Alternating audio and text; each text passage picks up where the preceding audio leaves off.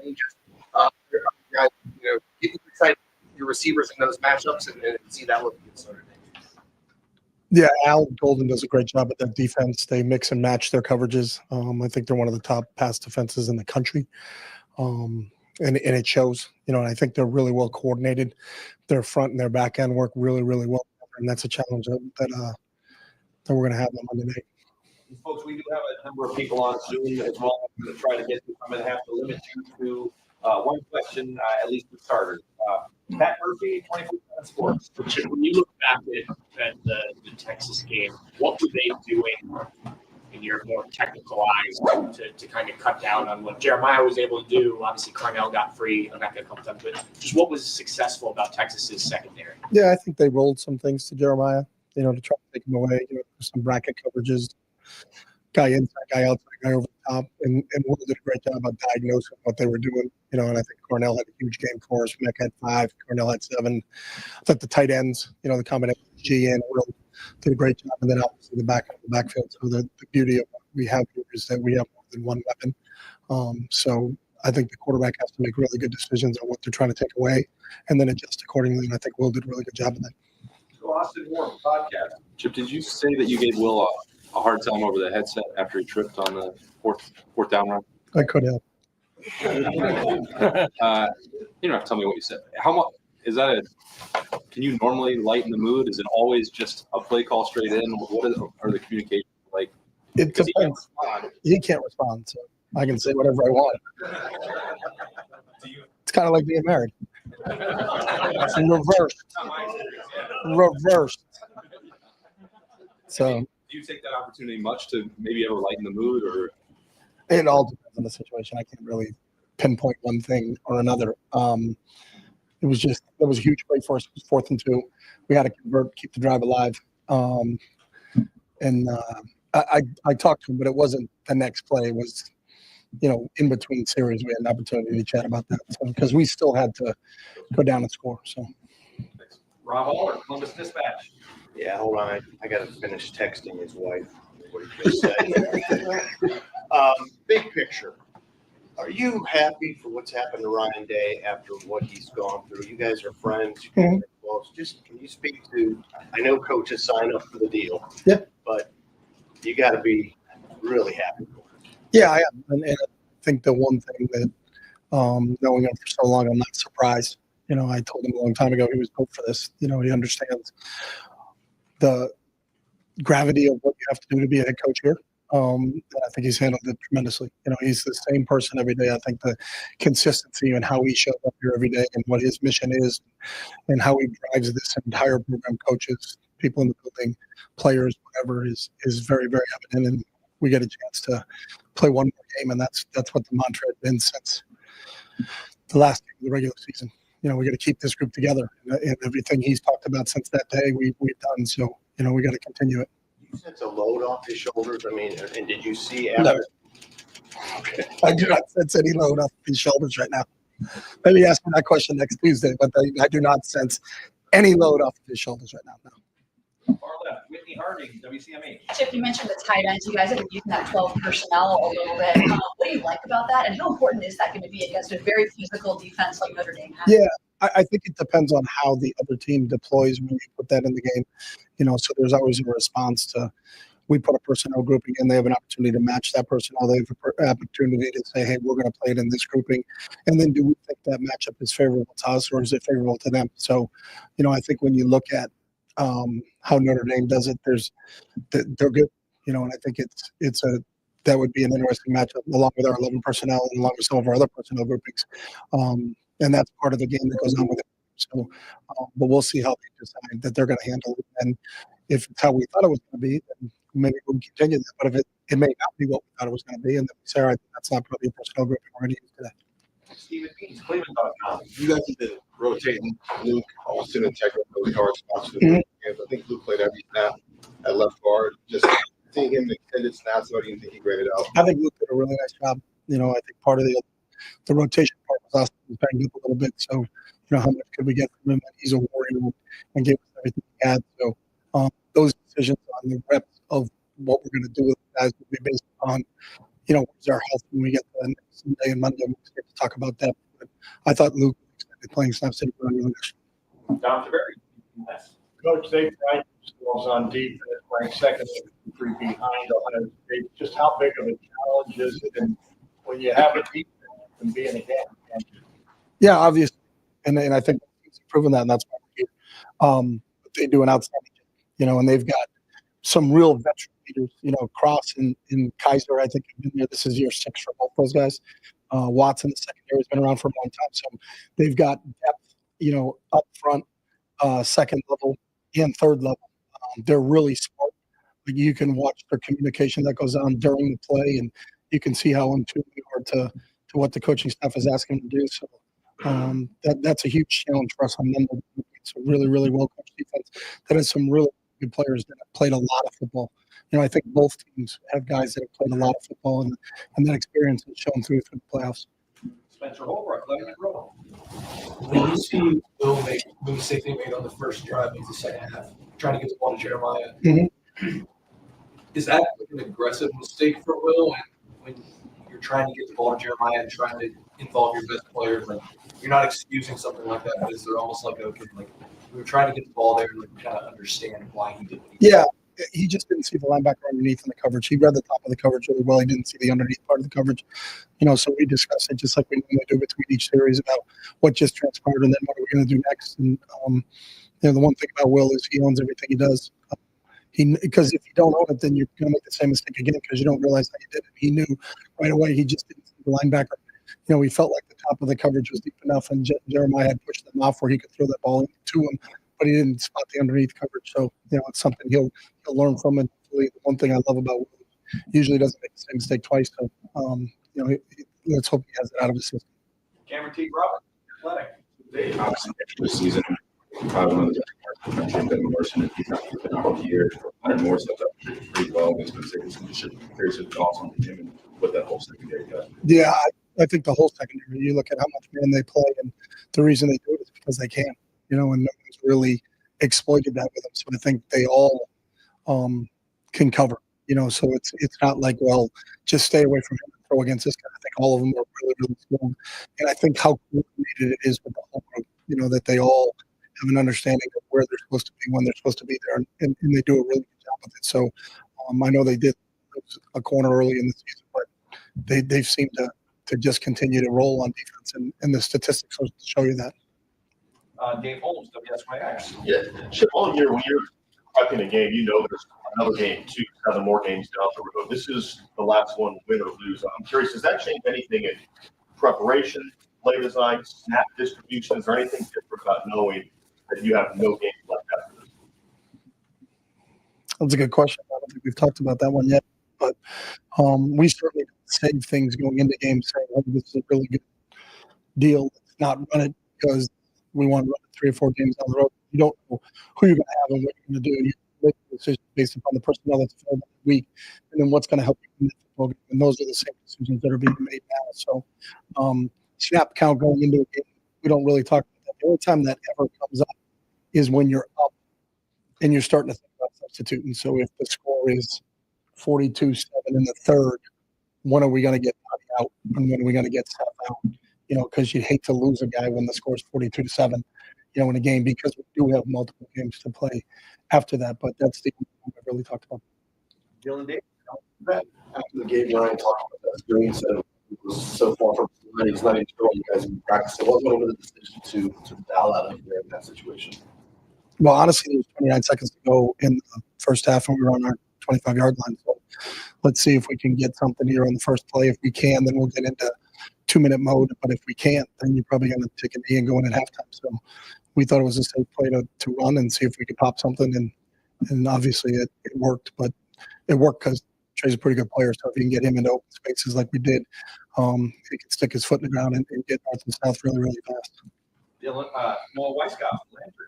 how have you seen Jeremiah respond to the game that he had? And what do you think that says about just his maturity in his hand? Yeah, we practiced yesterday, and he was flying around, excited about the opportunity to go play a national championship. So he's always a forward-looking guy. What's next? What's the next challenge, and what are we, what do we get to do? And then that's kind of what his mindset has been. And that does speak to his maturity because he's always, what's the next challenge? And I think that's one of the things I love about him. Over to the right, Adam, WBNS. Kind of twofold. React to Jackson. I was just just excited. I mean, in that situation to be where that drive was, it's first and goal from the wall.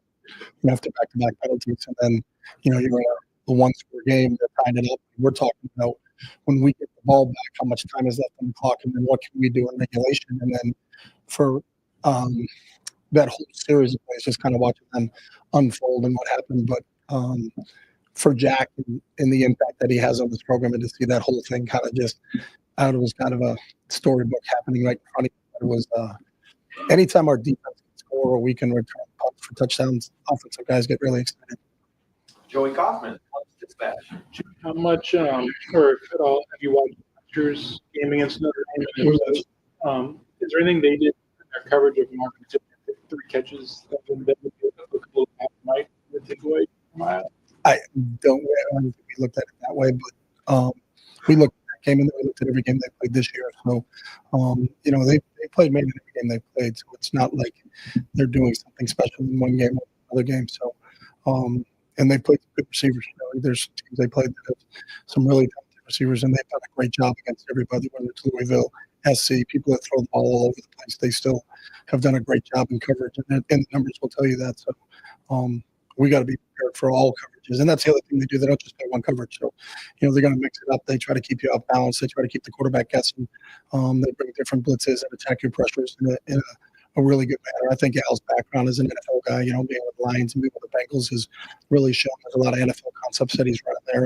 And their players do a great job of adjusting on the fly too. So, because people try to confuse them and line up in different formations and move and things like that. And they always seem to sort it out. So. Dave Biddle, 24/7 Sports. Chip, there's this narrative out there that I've heard from people that Ohio State wouldn't be here if they didn't lose to Michigan. I'm curious to hear your thoughts on that. That the Michigan game woke you guys up or got you motivated or made you angry. Do you agree with that, or do you think that's nonsense?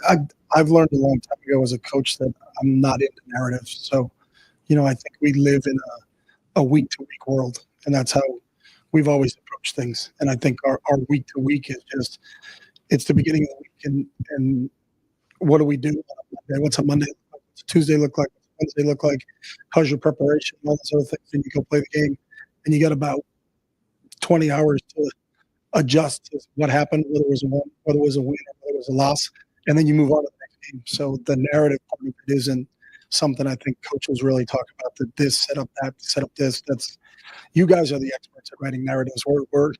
We're just trying to get a first down, so I don't look at that from that perspective. So, all right, we're going to pause locally and we're going to meld into the World Wide Web and take a few calls on Zoom. Let's open up with Dan Tortora. Dan, Coach, the decision to come over to Ohio State, just reflecting on that hindsight 2020, what you can say about this experience, the opportunity that presented itself from Coach Day. Yeah, it's been awesome, and I think just really. You think about as a coach the day-to-day, so your ability to what it's like every day you're in the Woody and to be with this staff and everybody that's in this building, and then to be around these players on a daily basis is it's what's made this thing really, really special. So excited that we get an opportunity to be together for one more week. This is an extremely close-knit group. I think the connection from the players to the coaches and players to players, coaches to coaches is really kind of special. The reasons that we've had the success that we've had. So we're going to enjoy these last couple of days during the Woody and get on a plane and go to and play a game on Monday night. We'll go to Kirk Bull. Kirk? Yeah, Chip, on the Jeremiah Smith thing, I don't know if your game plan called for him to be a All-American decoy, or did Texas just do anything special to take him out of your offense? Yeah, Pete and his staff did a really good job on the defensive side of some bracket coverages with Jeremiah. I think Will recognized that that's why Cornell had a bigger game. Our tight ends were really involved. Emeka was really involved. The running back was involved. So, that's the one thing about here is we have more than one weapon at our skill positions. So, quarterbacks want to figure out what they're doing and then take advantage of it. I thought Will did a really good job with it. Lane Higgins from the Journal, Nate. Hey there, Coach. The things I wanted to know is about Coach Brian Hartline, and obviously it's clear that he has been an exceedingly good position coach and asset to offense. But one of the things that he has done really well is just develop these guys, regardless of whether they're coming in as a 4 or 5-star recruit.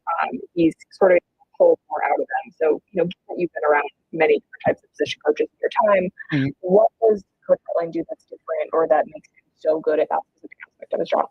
Yeah, I think whatever the word is that's better than really, really good is what Brian is. So he's as I've been around in all aspects. He can do it all. He can recruit. He can develop players. He can put together a game plan. His knowledge in the passing game is outstanding, and we really lean on him a lot in terms of what we're doing from a pass standpoint. But his ability to develop players, what he demands from them in individual drills, how he can explain to our players how you can apply what you're doing in individual drills to the game itself, and then watch that manifest itself is really special. But I think Brian is an outstanding football coach, and really fortunate they got a chance to work with him this year. And our final Zoom call question, Tony Erdman, Buckeye Huddle. Tip with regards to, you guys have been planning for 16 or 17 games since even before you arrived. When you did arrive, how quickly was that made to your attention in terms of like the running game, and how do you think Trey and Quinshon have operated in this split system? Because they both look as fresh as they did against Akron. Yeah, I mean, we talked about it from the beginning, what our long-term plan was because of how long the season was going to be, and really didn't have any evidence at the college level because at the FBS level, you'd never played this many games because there was never a 4-game playoff for you to get to the championship game. So, we talked about this being a long season. How do we do that? That was the reason they got recruited, and he got here before I got here. But how do you distribute the carries between those guys? And they're eerily close in yardage right now. I don't know the exact difference between the two of them, but it's pretty close. I know it was 1 yard going into the Texas game. So, but both those guys are fresh. You're going to need all weapons. You're going to need all hands on deck. We knew this was going to be a battle of attrition. These 16, playing a 16-game schedule. Obviously, we've lost a few guys in Seth and Jimmy, and just like everybody else. But the core of our guys are still here, and they're going to be fresh when we play on Monday. All right, back to Columbus. WCM. Donnie, the pressures against Texas. How much progress has he made since early November to now, left tackle? Yeah, Donnie's, I think, really an unsung hero there in terms of what he's done, because switching from guard to tackle is not as easy as I think maybe some people think it is. It's a totally different game. A lot of times you're out there on an island by yourself. You're also protecting the quarterback's backside, because Will is a right-handed quarterback, so that left tackle position is critical for us. But from where he stepped in and what he did, he's been outstanding. I think he was the offensive player of the game. Him and Trey, they shared the award this past week against Texas. So, in this building, we recognize what he's done and how he's continued to develop. But I think it speaks to his leadership and his whole mission of why he came back here and how unselfish he is, and that permeates through the whole offensive line and throughout the entire offense. And I think we all look at Donnie as our leader on this side of the ball. Stefan Kreisky, Cleveland.com. You talked about the 4th and 2 run earlier. How big was that play right before with G to gain a couple extra yards? How much did that weight and all that next play? Yeah, it puts it in a whole different perspective. So, are you punting? If you're incomplete on that, or then if it's 4th and 5, it's definitely a different play call than what we had an opportunity to call. So when you get into 4th and 2, you have the ability to run it or throw it. To potentially pick up the first down. So that was big. And I think sometimes you look at games and look at plays that are, sometimes they go unnoticed. But his effort, because he got hit and the yards he made after contact to put it into 4th and 2 was huge. But that's G, and he's done everything since I've been to just whatever it takes for us to win a game, and whatever role you want me to play, I'll play it. And again, one of those senior leaders that has really stepped up in a critical situation. Bill Landis, Kings of the North. Chip, last couple of games, there's been a little uptick for Quinshon and yards after contact. Did a nice block on the ball you got the trading out. kind of ping pong off people on those touchdowns he scored. What does his physicality bring to your offense? And I guess what's it say about him that he's bringing that mentality, even though he's not getting the ball 25 times a game? Yeah, and I think he's brought it all year long like that. You look at the run he had in the Marshall game, with the unblocked linebacker, comes to mind right away, and a couple of the other physical runs that, where he set the tone. And I think our players kind of expect that from him, whether he's blocking or whether he's carrying the football. But you got to have a physicality, and you get to win the whole thing.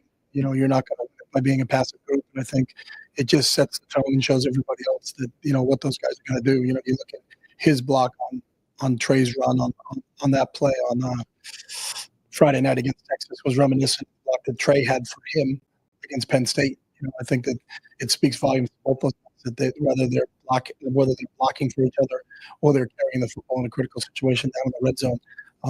We can count on their physicality and that they're going to deliver a blow to the defense, whether it's as a blocker or as a ball carrier. Dan Hope, Warriors. Chip, when you just evaluate what Will's done this season as a whole, what's impressed you most about what he's done to get you guys to this point? I think his leadership and how he's grown into the role organically. Obviously, almost everybody on offense besides Q and him were already here, and so to come in and just work, and I think the players respected his work ethic and the time and they watched him grow and develop and the football player he was when they first saw him in spring to the football player that he is right now. You can see him growing in leaps and bounds.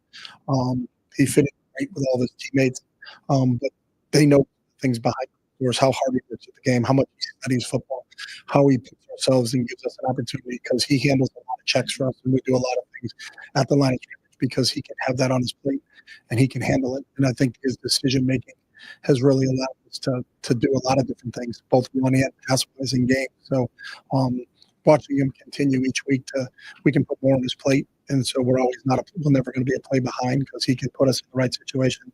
Has really been a joy as a coach to watch him do that. Bill Rabinowitz, Columbus Dispatch. When you guys lost Josh and Seth, most people probably thought you guys were in a lot of trouble. What was that a narrative?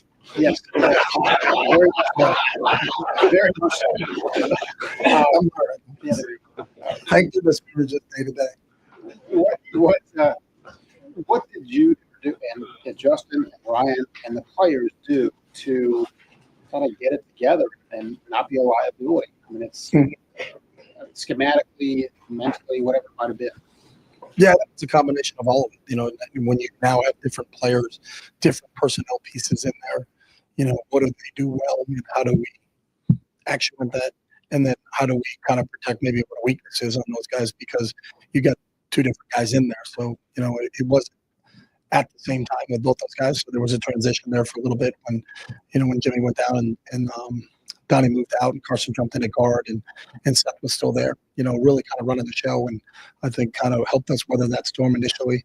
And then when we lost Seth, bumping Carson in, and then starting to rotate the guards, it was a whole nother thing. So, kind of two separate things, but I think Justin deserves a ton of credit for what he did and how he worked with all those guys. And I think they got a really good understanding of what we're trying to get accomplished. And I think our job is, to try to put them in position to make plays and then let them go play. And I think they've done a really good job of that. So, that speaks to the depth of this team. We knew it was going to be tested when you play this many games. But the fact that we could weather that speaks to really how that whole line and the cohesiveness of the entire group. So. And finally, Tim May, Letterman Row. Hey, can I ask just two questions? Number one, following up on that, Justin Pratt told me that one of the things that stood out to him was the way Will stepped up in a leadership way with the offensive line when Seth went down. Mm-hmm. You were out there on the practice field or wherever it happened and stuff, but what did you notice from that dynamic also of a quarterback literally taking ownership of the situation there and instead of hanging heads in the opposite direction? No, I think it's a good point. I think one of the things Will is conscious of, what's going on. He's very aware. And so not only did we lose a great player in Seth, we lost a great leader in Seth. So, there was a little bit of a vacuum from a leadership standpoint. And so Will did a great job. And I think between Will and Donnie, that those are the two real leaders, like those guys up front and bringing those other guys along with them. So But that was evident to us after Seth went down. Both Will and Donnie kind of stepping up and filling that void with losing Seth because he was such a great leader for that group up front. Yeah, he's a Remington workman. The other thing, like Tony Gerdeman asked you this a while ago, but I wanted to follow up on this aspect of it. What is it like as an offensive coordinator to be going into the last game of the year and all of your weapons are available to you, it appears, and your offensive line has found itself over the last 4 games? What is that feeling like as you sit there in your office and look at your playbook, your pad, or your computer, whatever you have your plays on, et cetera? Do you feel like the whole world's open to you? Create. I mean, what is that sense? You do until you turn the tape on and look at their defense and say, I don't know if that play is going to work against them. I don't know if that play is going to work against them just because of how good they are defensively. That's the one thing in our week of preparation and going into it is just how much respect we have for Notre Dame's defense and what they can do and what they've done against everybody they've played. You watch those guys play as a fan of football, you just kind of admire how cohesive that entire group is, and then how hard that group plays. So credit to Marcus and Al for what how those guys playing right now. But the last 2 games, y'all seem to have had an answer. I mean, if people do take this away from you, you've got that. I mean, do you feel like you've got that going into you understand what I'm saying? I understand exactly what you're saying, but I don't know any coach that ever feels like that. I don't think there's any coach 6 days before the national championship that thinks I got this. Yeah, you did. Yeah, you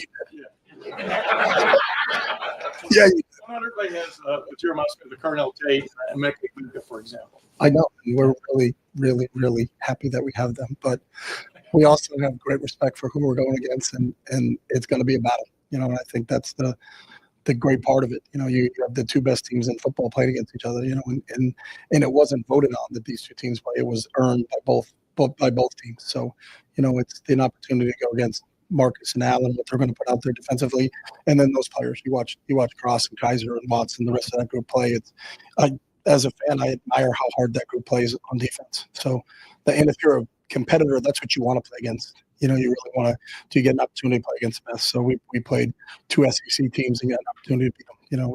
We played the number 1 team in the country when we beat them. So now this is the next challenge, and the next challenge is an outstanding Notre Dame team, and we're excited about the opportunity to go play it.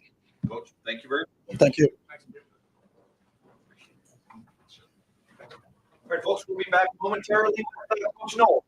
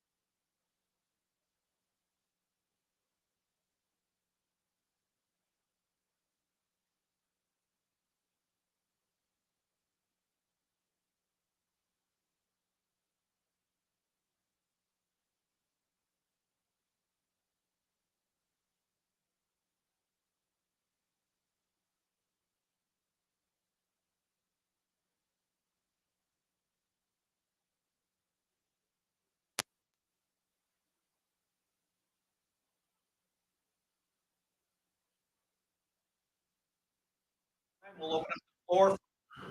The coordinator, Knowles, the left, no way, 4-7. Very good. Yeah, big topic last was goal line. Can you go to each of the 4 plays really quickly? I for historical sake, just one of the greatest. First play, we got into big people. Boom. Stop. Yeah. Second play, we were still big people, and which leaves you vulnerable to some crack crosses and things.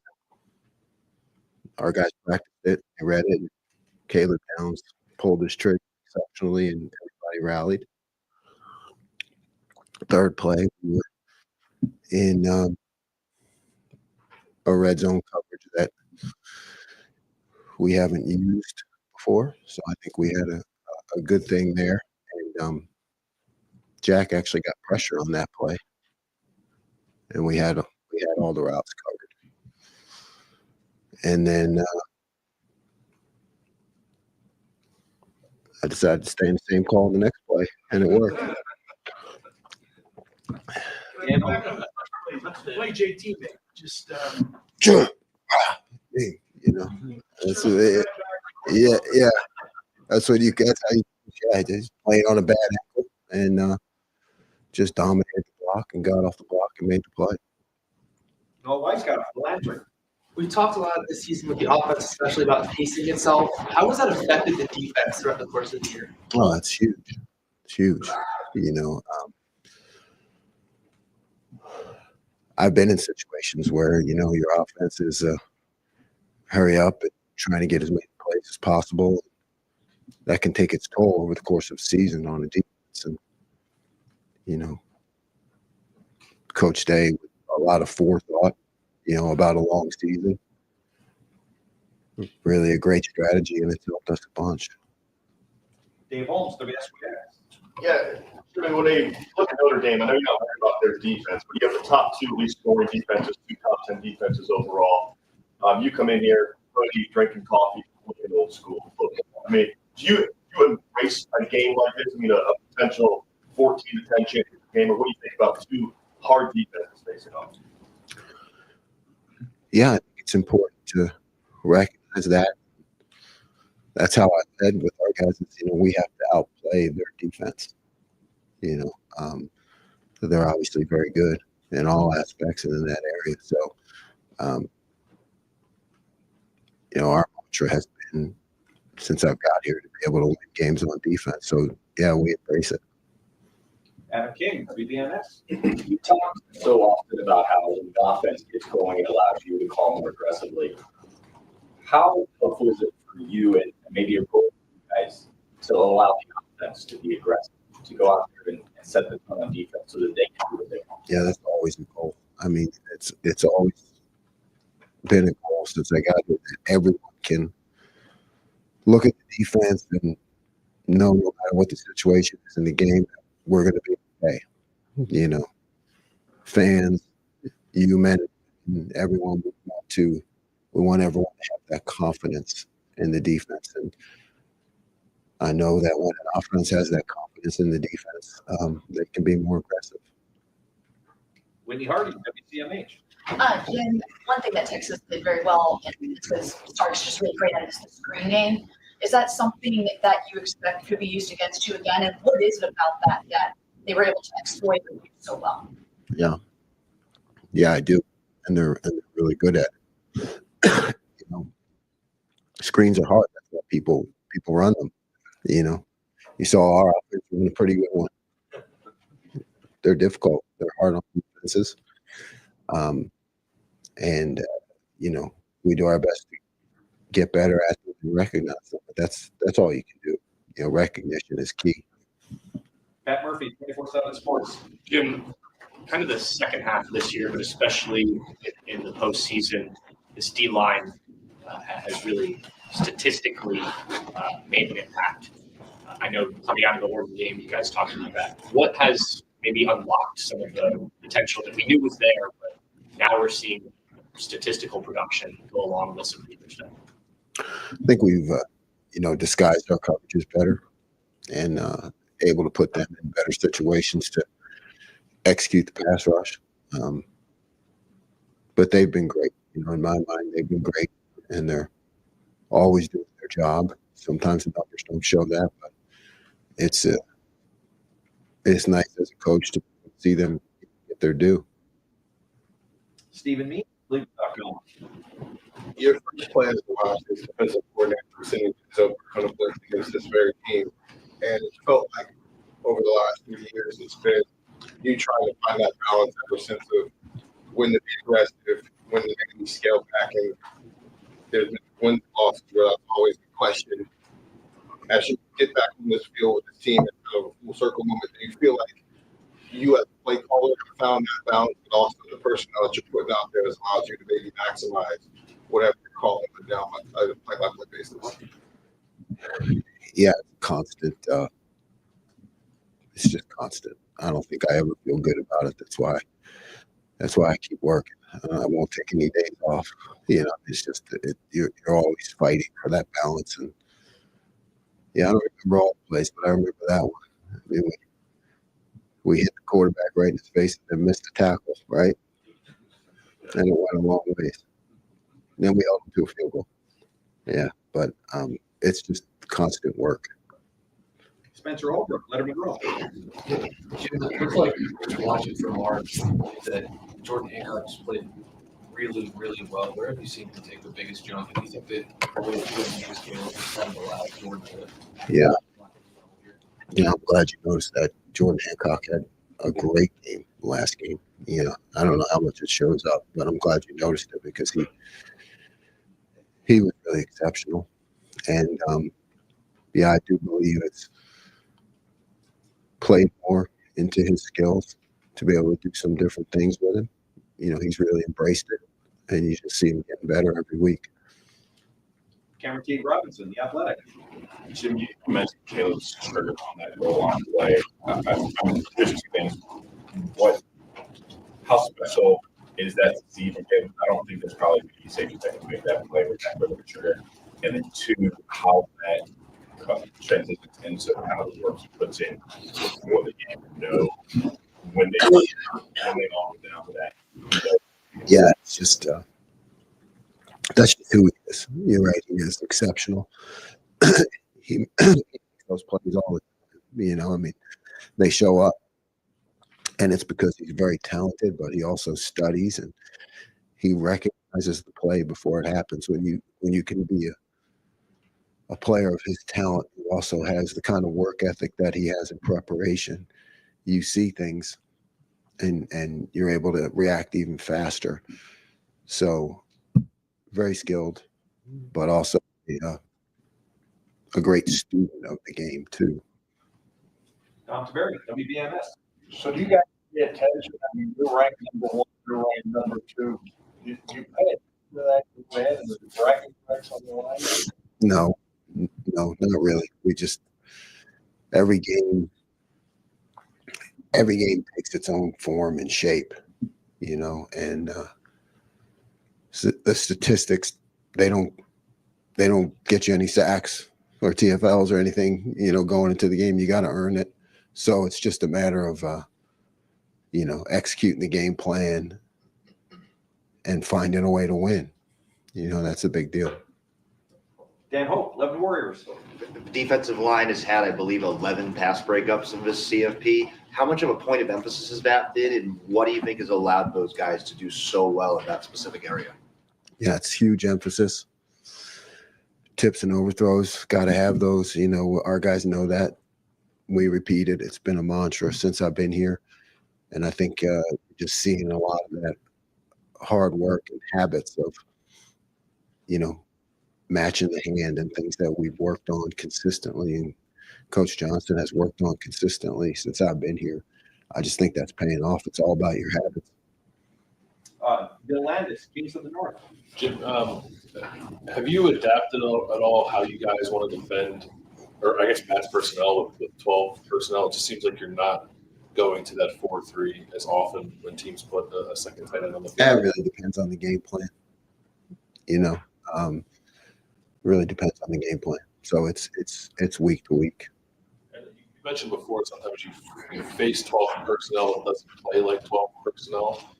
I feel like that might apply to some of the opponents you guys have played thus far, but maybe it doesn't apply to Notre Dame. What's the difference in the challenge there? Yeah, you know, if they're going to line up big, you know, just try to run the ball in standard sets. You know, that's when you got to get your, you know, you got to get the nickel off the field. So, you know, it's just a matter of seeing what they do and preparation and matching that. But you also got to be able to adapt during the game too. Stephon Preissney, Cleveland.com. Going back to Caleb, he had another tackle in that Texas game. It seemed like he saved the touchdown. He's had $1 million this season. It was like, what? Why is he so good at the shoestring tackles where it seems like he just flips the guy and makes a huge play? That's a good question. You know, I don't know if I have an answer to that.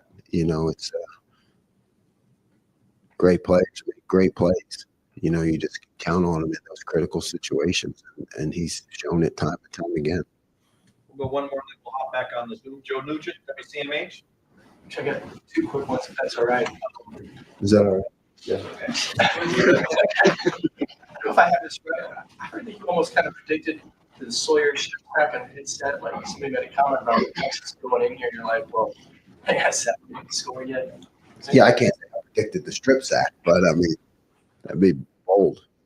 But I just know how our guys think and how we've trained them, and that you know, if you said to them, "Give us an inch," they would say, "We'll defend it." You know, so they just have that attitude. So, you know, I'm gonna have that attitude too. You know, and believe in them. In the physical nature of Notre Dame's run game, when you see. I see a physical nature of their run game. Back's really good. Line, you know, they challenge you in a lot of different ways in the run game. All right, we'll jump on the Zoom. Kirk Bowles, Houston Chronicle. Hey, Jim. I'm curious how much your familiarity with Steve Sarkisian helped in the Cotton Bowl. And as a defensive coordinator, would you rather teams try to trick or finesse you at the goal line instead of playing smash mouth football? Well, I had only coached against Sark one time at Oklahoma State, so I had some familiarity. It helps. You know, it helps.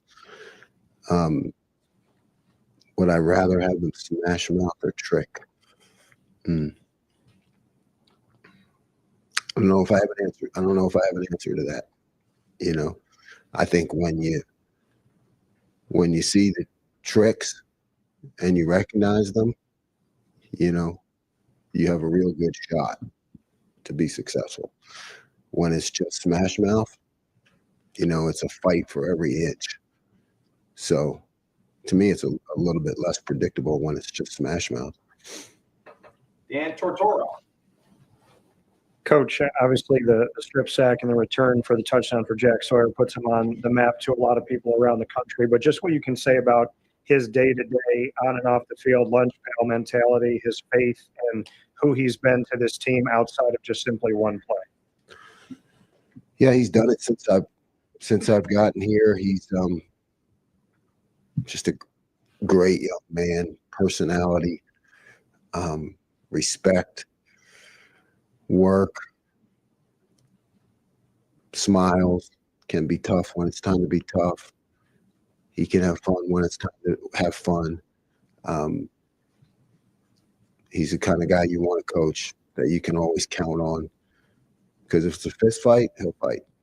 You know, if it's a finesse, he'll finesse. You know, if somebody needs to be talked to on the team, something in the locker room, that. So he's just a consummate team guy. And Tony Herman, Buckeye Huddle. A similar question about your 3 years with Lathan Ransom. What have those been like for you, and what can you say about the journey that you've gone through since you've been here? Lathan loves the game, loves his teammates. He's had his ups and downs. both on the field and with injuries. So, that's just a guy that you always pull for because, he's experienced both ends of it. And you just love to see him do well because he's earned it. He's fought through the adversity. Back here locally in Columbus, Austin Moore, podcast. Jim, Jermaine seems like a fairly confident young man. What is your experience like coaching him? Does that confidence make it challenging at times to deal with him? Fun? What's it like to work with you? All of it.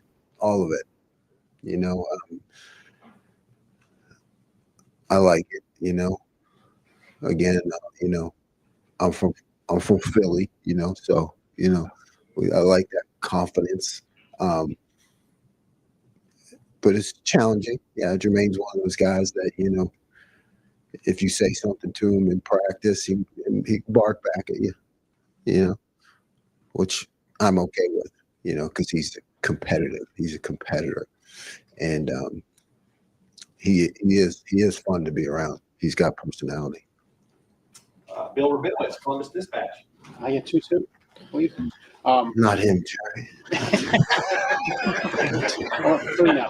I'll do three. Two for Bill. The player that made that big play when you had Denzel blitzing was Lorenzo, obviously. Yeah, that's right. What I think he's playing against this whole team now. Obviously, what kind of what have you seen from him? I mean, just first of all, you sense the excitement in his with him, and just how valuable he's been. He doesn't get that excited, Both he and his brother. I mean, what a great family, The way they've been raised. I mean, they just show up for work. And they want to be coached. Lorenzo is the same as Sonny. I mean, they want to be coached. They'll do anything you ask them to. If they are off of a play, they take the coaching and they want to get better. They're just really coachable guys. And I know you're just focused on Notre Dame, not thinking about big picture numbers. But you gave up the hard way. You've never been even close to this situation, coaching for a national championship. That's why you came here. What's it like for you? Or are you even allowing yourself to think about that? Nope. Just staying in the process. Just the game plan, formulating a plan, teaching, preparation. I'll think back on all that someday when I'm old. Andrew Gillis, Cleveland.com. Notre Dame special teams have been really important for them this year. How much do you guys love that in a week like this where they keep the defense on the field during a time or the play that they ran in Georgia where they run the offense back on? Yeah, a ton. Yeah, their special teams do have a lot to them. Non-standard things that you need to prepare for. So we can practice it a bunch. Rob Aller, Columbus Dispatch. Yeah, Jim, coordinator, Chip, you take your share of abuse from outside these walls, but you get shielded, or compared to the head coach, it's pretty minor. How satisfying is it to see that people are back on Ryan Day's bandwagon and the abuse he took after the Michigan game, and now it's like a lot of it's forgiven? As somebody who's close to him, I'm happy for our coach. I mean, he really is a great head coach. He's involved in all aspects. He's in touch with the players. He knows your problems. He knows your struggle, and whatever was going on there, I don't get to pay attention to it because I'm involved in my own world. But thanks for telling me people abuse me too. I didn't know that. Yeah, I tell that story. I remember when because I have teammates in town, college teammates. One of them owns a restaurant, one's a big lawyer, And at the beginning they say, hey, don't worry what everybody's saying about you, So I didn't know they were saying that about me. Thanks for telling me, though. But in terms of our head coach, I mean, there's not a person in this building, no matter what your job is, or anybody who knows him doesn't, we all know that he would do anything for the team or the players. He works extremely hard, and he doesn't let anything from the outside world affect us. He's very protective of our job and the players, and making sure that we have it the best that it can be. So yes, I'm very happy for him. He deserves it. He deserves all the recognition and support from anyone who's a fan of this program.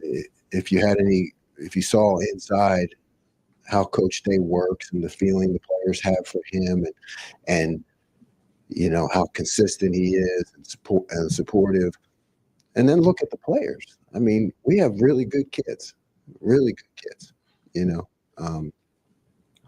and there's still other young men, but I mean, so how the players operate in the community and all the good things that happen and the negative things that don't happen, the kind of discipline and selflessness we have in the program. That's all a function of Coach Day's effort and what he puts into it. Dave Biddle, 24/7 Sports. Jim, how would you describe how you're deploying Caleb Downs in this defense? He almost looks like a hybrid Mike at times. Like how would you describe it?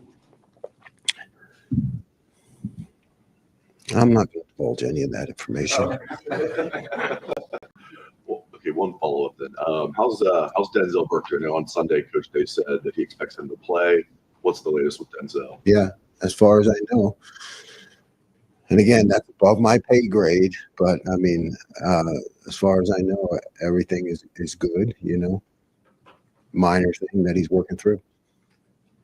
Joey Gottman, Columbus Dispatch. Jim, how is it benefiting your defense is much older this year? Everybody with the exception of Caleb is junior or senior. What has been the benefit of having that much experience to get to this point? Yeah, I don't think you can really quantify it. It's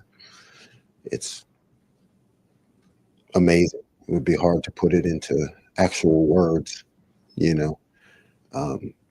everywhere I've ever been, when you get in the system and you learn it and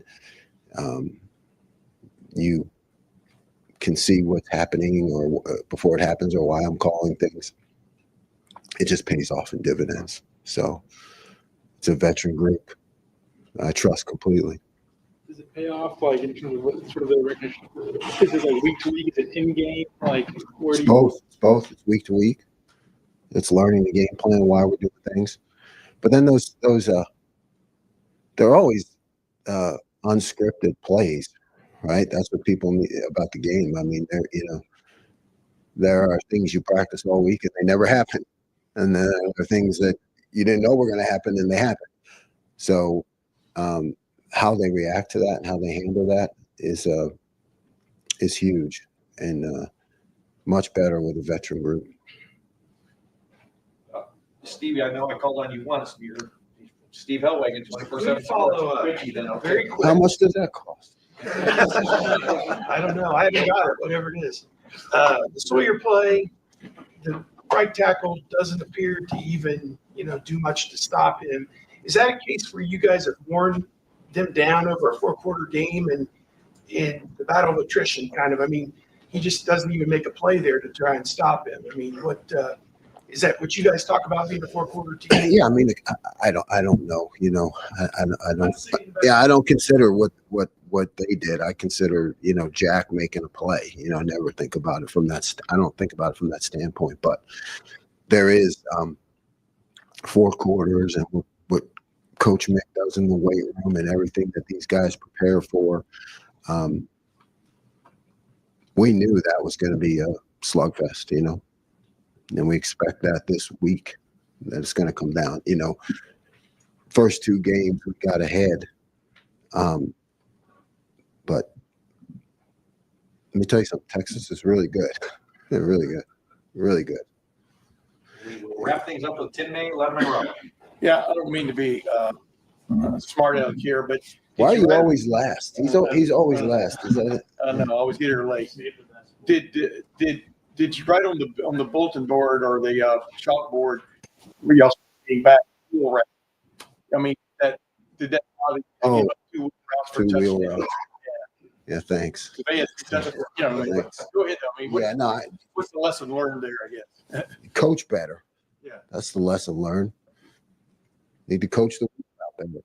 It's not the kid's fault. It's my fault. Yeah, but thanks for reminding me. Yes, but I knew it was top of your agenda because, but I wanted to ask you with Notre Dame, what do they present specifically that's a little bit different? Obviously, Riley Leonard will run or throw, and he's been effective with it everywhere he's played and this year and stuff. And then the great running back they've got and stuff. Just what just jumps out at you? Yeah, great running back, great quarterback who is an incredible competitor. Yeah. Like, I know him from Duke. I mean, he came after me, but the way everybody talked about him there, I mean, he's a guy that, you know, he'll scrape himself off the ground and keep playing. I mean, he's just going to keep coming at you, and he's tough and he's fast.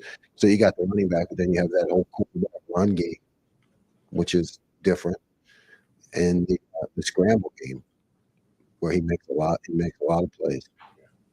Thank you, man. Coach, thank you very much. Thank you.